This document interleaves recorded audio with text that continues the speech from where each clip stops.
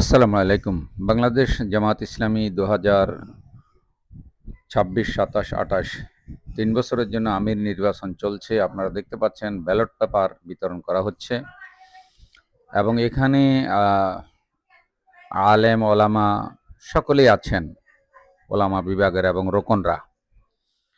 নির্বাচন পদ্ধতি হলো প্রথমেই মজলিসে শুরা ৩ জনের একটি প্যানেল বাছাই করে দেন এবং সেই প্যানেলটি পরে রোকনদের ভোটের জন্য পেশ করা হয়। তবে রোকনরা ওই প্যানেলের যে কাউকে ভোট দিতে বাধ্য নয়, তারা ইচ্ছা করলে প্যানেলের বাহিরে যে কাউকে ভোট দিতে পারে। জামাত ইসলামী সাধারণত কোনো নেতা নির্বাচনের সময় যেই যোগ্যতাগুলি দেখে সেগুলি হলো ব্যক্তির দ্বীনি এলেম, আল্লাহভীতি, আল্লাহ তাআলার প্রতি তার আনুগত্য, রাসূলুল্লাহ সাল্লাল্লাহু আলাইহি সাল্লামের প্রতি আনুগত্য, দেশপ্রেম, আমানতদারি, অনড় মনোবল, কর্মে দৃঢ়তা, দূরদৃষ্টি, বিশ্লেষণ শক্তি, উদ্ভাবনী শক্তি, প্রশস্ত চিত্ততা, সুন্দর ব্যবহার, মেজাজের ভারসাম্য, সাংগঠনিক প্রজ্ঞা, সাংগঠনিক শৃঙ্খলা, বিধানের যোগ্যতা ইত্যাদি বিষয়ের প্রতি গুরুত্ব দিয়ে সাধারণত জামাত ইসলামী তাদের দায়িত্বশীল নির্বাচন করে থাকে।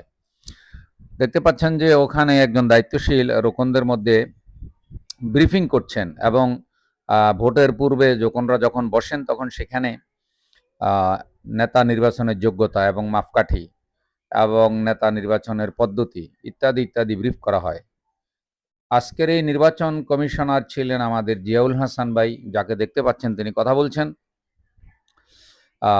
আলহামদুলিল্লাহ, অন্যান্য দলগুলো তো নেতা নির্বাচন করতে গিয়ে মারামারি, চেয়ার মারামারি, খুনাখুনি, রক্তপাত, কিন্তু আলহামদুলিল্লাহ এই যে জামাত ইসলামের এই যে নির্বাচনের দৃশ্য দেখছেন, রোকনরা সবাই গিয়ে বসেছে। তারা একজন আমিরকে তারা ভোট দেবেন এবং সম্ভবত 25শে অক্টোবর পর্যন্ত ভোট কার্যক্রম চলবে এবং আগামী নভেম্বরের প্রথম 10 দিনের মধ্যে সম্ভবত ফলাফল ইনশাআল্লাহ ঘোষণা করা হবে। আল্লাহ কবুল করুন।